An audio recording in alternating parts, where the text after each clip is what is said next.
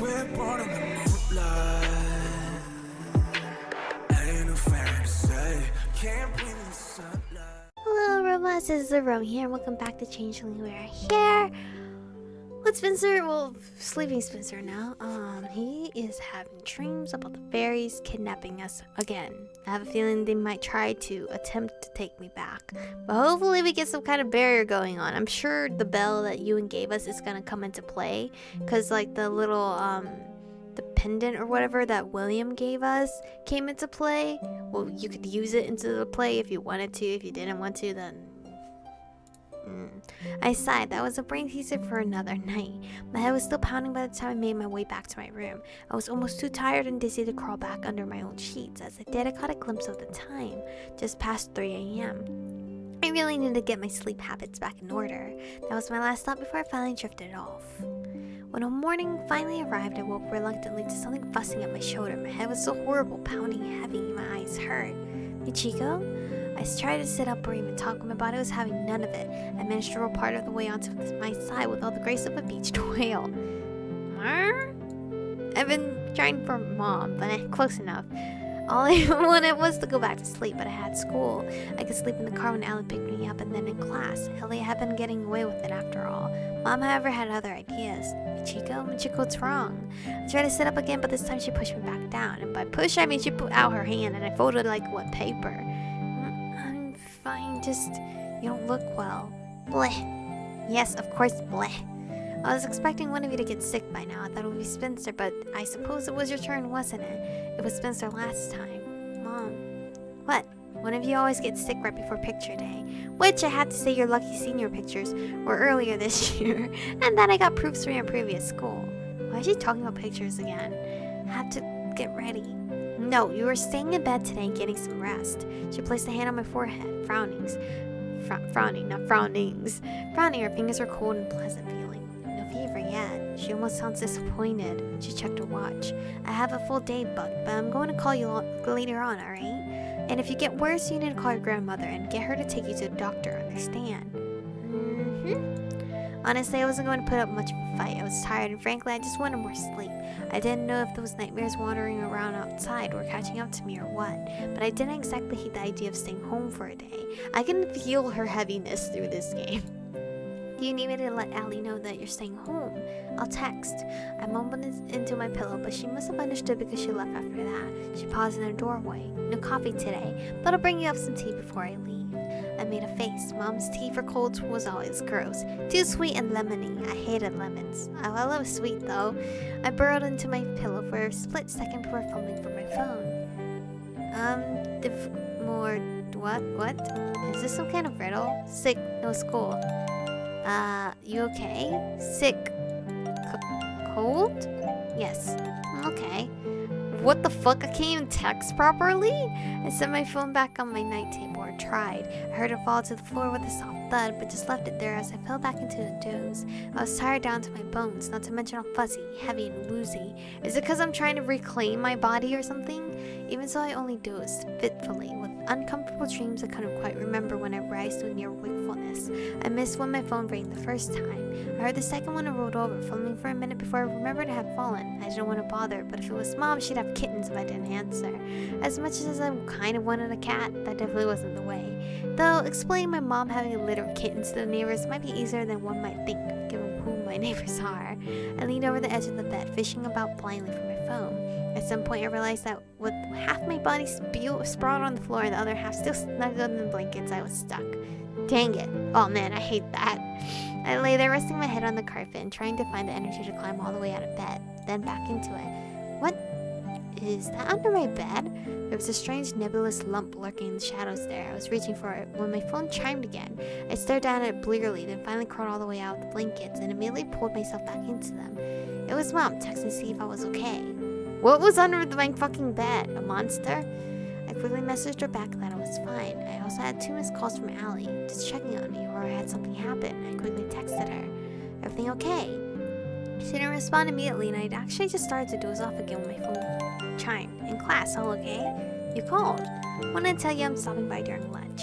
Okay, why? Because I'm worried, you dork. I'm fine, really. I chuckled softly. My head felt a little better, but I was definitely still kind of woozy. My throat was sticky and sore. The pain had kind of lodged itself on the right side, hurting every time I swallowed. I sat up, rubbing my head. As much as I wanted to lay in bed, I should get up and get something to eat. Maybe I could have a shower too. I forced myself to swing my legs out of bed and get up. I looked around for my slippers but couldn't see them anywhere. The only thing I could find was my journal. Ugh, my journal. I was supposed to be getting back into my research, and instead I was sick. Great. I picked it up and dropped it on my bed as I crouched to see if I kicked the slippers underneath. Probably the lump I saw earlier. Except that wasn't actually what the lump was. I very carefully pulled out something I knew I hadn't been there before because I checked. Excuse me? Who the fuck put that there? Did the brownie put it there? I chewed the inside of my cheese and turned them over in my hand. I definitely checked under the bed before one of these before. This one had to be new. The brownie. Was it the one placing these around the house? A double cross. I mean, I had to let it stay when I had the option to kick it out. Though even if the brownie had put this under my bed, that didn't necessarily mean it had nefarious motives. But it didn't have to be nefarious to cause problems. I couldn't leave these things around the house. Ugh, I have to do another sweep, even though I wasn't feeling up to it. I don't know, the brownie saved me once though. But maybe now because I'm completely not a changeling, he knows. We're gonna look for more of these fairy favors because I feel like that's what's making me feel like shit. I needed to just search around to make sure there weren't any more posies around. Whether the brownie was responsible or not, I couldn't leave them in the house. Besides, brownies usually protected the family they live with, so there was that. Carrying flowers I'd found with me, I decided to check Spencer's room next. After all, he'd been acting weird, and it made sense to check there first. Good thing it wasn't a fucking, monster. The first thing I noticed in his room was the brownie, sitting on his bed in a nest of socks. I'm not going to ask what you're doing, but please don't make a mess. It looked at me solemnly and chattered in its weird voice. I didn't understand any of it, of course. I dropped the check under Spencer's bed. There was one of those stupid things there as well. I stood and looked around. You know, you could help me find these instead of bringing more inside. I frowned up at his curtain rod and moved closer. Another one? I pulled his desk chair over so I could get it, feeling a bit precarious up that high with my head feeling so weird. I managed to get it without killing myself and looked around. Where else? The brownie narrowed his eyes and hopped off the bed, heading for Spencer's closet. Oh no, you don't! I hurried after it, planning to put a stop to whatever mischief it was up to before it got startled. I had no idea why it would take to pranking him again I think he's helping me when it had finally stopped, but it didn't seem like a prank was on its mind. It waited for me, and when I joined it, actually kind of led me to a wadded shirt in the corner of the closet. It wasn't the shirt that seemed to interest it though, because it dragged it out and unwrapped it to reveal a dirty towel. I looked down at the brownie, raising an eyebrow. I didn't know what it wanted to show me, but temporarily forgetting how gross I felt, I crouched down and pulled the towel out of the shirt and made a small mess of twigs, leaves, clump of moss that fell out of the towel. What the heck? I frowned down at the mess. Why would this be hidden in his closet? Unless this is familiar. When I'd been sleepwalking outside, I had to clean my feet off to keep from tracking mud everywhere. And I'd hide the paper towels in the trash so no one would see. Could this possibly be the same thing? Was Spencer sleepwalking outside? But my going outside at night had been related to being a changeling. If that was true, what did that mean for Spencer? He couldn't possibly also be a changeling, right? That made no sense. If he was, why be so suspicious of me all these years? No, this was something else, but what? I didn't know. And the most pressing thing was definitely to find any more fairy favors and get them out of the house. If it was the brownie, that was one thing, but Logan and the others had said the fae might not easily let me go. I didn't want to be paranoid, but this felt like a sign they might still be around and keeping an eye on things. Or maybe it was just a sneaky way for that changing fairy to make sure she could get back in the house. It's not like the brownie was the only fairy that had been around for a while. Regardless, I was going to have to stay vigilant. I hated that. I suddenly didn't feel safe in my own home. I needed some of those protections against fairies just to be cautious. Oh wait, that bell Ewan gave me. Where had I put that? I hurried back to my room and rifled through my desk drawer, and there it was, a little iron bell with a red ribbon tied around it. I picked it up and gave it a ring. The sound was high-pitched, clear, and it felt like it echoed in my head long past when the sun actually dried out. What's this? And maybe if I put some salt in the window ledges, that might help keep anything unpleasant at bay. And if I was just being paranoid, it still wouldn't hurt, right?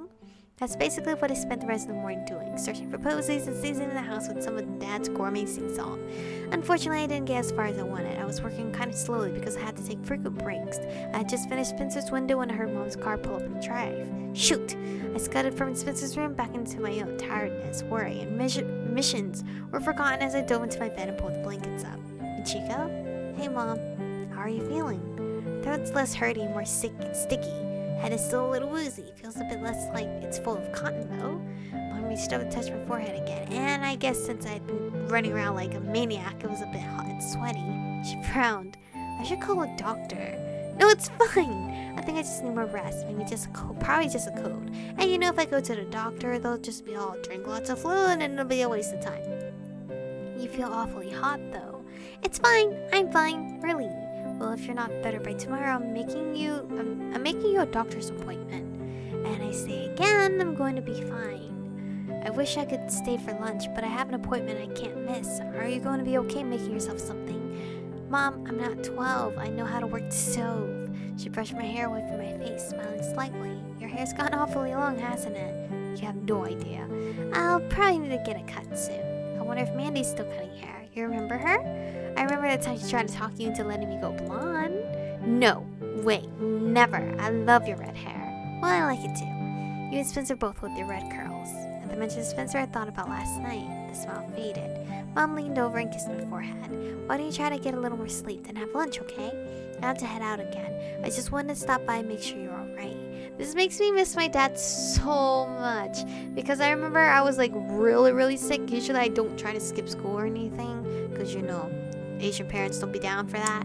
But I was tremendously sick. Like, I don't even know what happened to me. But my dad, he came home from lunch and made sure that I had like chicken noodle soup and Gatorade. By the time I woke up, I saw it by my bedside. I thought it was the cutest thing ever. Thanks, Mom. I appreciate it. She ruffled my hair, then headed for the door. I watched her go, frowning heavily. I definitely needed to get this fairy stuff sorted. I had been way too focused on how all this affected me without considering how it might affect them. None of them asked to be dragged into this. Not her and Dad, and not Spencer. And I couldn't let their lives get disrupted because of me. Not again. Mom had gone for only a few minutes when my phone chimed. Hey, saw your mom leave. Here with Ewan. What? Is that okay? Worried? Let us in. Give me a sec. Ewan was here, and I was still in pajamas with an epic bed head, and they were already downstairs waiting. I at least grabbed some clothes and ran my hands through my hair before running downstairs to let them in. I mean, I'm sick. You can't blame a girl for being in PJs. Hey, I wasn't expecting you guys to stop by. Well, you don't look horrible. Thanks, I think. You sound a bit worse, though. And you're pale. Are you sure you're okay? I'm okay. I gave Ewan a sheepish look, thinking about what Allie had said about needing to stay away from him. I hadn't seen him since he left the courtyard, so I felt a little awkward. Man, our relationship is just a little awkward all the time, isn't it? It didn't seem like he was still upset, though. Sorry to stop by unannounced. When Allie told me you were ill, I was worried. Aw, foxglove can have some unpleasant side effects in fairies and humans, since you're a bit of both. Oh, you think it's related to that? I thought it was just a cold. It could be, but given what you've been through, we didn't want to discount the possibility it was a side effect. I called my dad. Seems like he didn't trust Brenner's potion and made up a batch himself. And he may have mixed up the measurement, added a little too much foxglove. He thinks you may just have, well, a bit of a hangover, I guess you'd call it. What? I'm the one with the hangover? Kind of a delayed reaction, isn't it? Foxglove can be poisonous to humans, but you're fae, so the effects are a little different. I mean, technically, I didn't drink the foxglove, right? I mean, I did, but I wasn't in this body. Foxglove has magic properties. It doesn't affect just physical bodies. So my soul has a foxglove hangover? A foxglove poisoning or something? Is that what you people are telling me? Well, it's possibly something along those lines. Soul hangover. That sounds dumb. Sorry, I'm really sorry. My dad's a terror in the kitchen on a good day. When he's making potions and changing remedies, you can imagine the levels of wrongness he can achieve. Well, it might not be such a bad thing. I had to stay home today. Why is that? I found more of those fairy favors in the house. What? I thought we cleared them all out. Same, but I found one in my room, several in Spencer's. In Spencer's room? Fairy favors, what do you mean by that? Just little posies of flowers and herbs, basically. How many? I only found a few this time, so far anyway. Well, it may not be anything particularly bad, unless your house is specifically protected against them. Wild fairies might lurk around and pass through. Just because they leave things behind, it doesn't mean they want to cause harm. Someone might have even left it as a gift. I was thinking that too. I thought it might even have been a brownie. Could have been. But even if that's true, other fairies can take them as an invitation. It's still best to find them all and get them out of the house, especially considering the situation. I agree. What about the fairy in the back? I don't know. Nothing new about it, really. I'm going to go check it out. She headed for the kitchen, leaving Ewan and I in the foyer.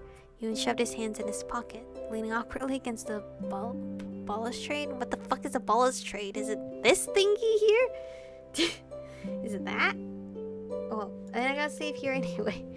Hi, Ewan. We finally get you alone. I gotta end the episode. Damn. This sucks. But anyway, thank you guys for watching today's episode. Stay beautiful, and I'll see you guys in the next one.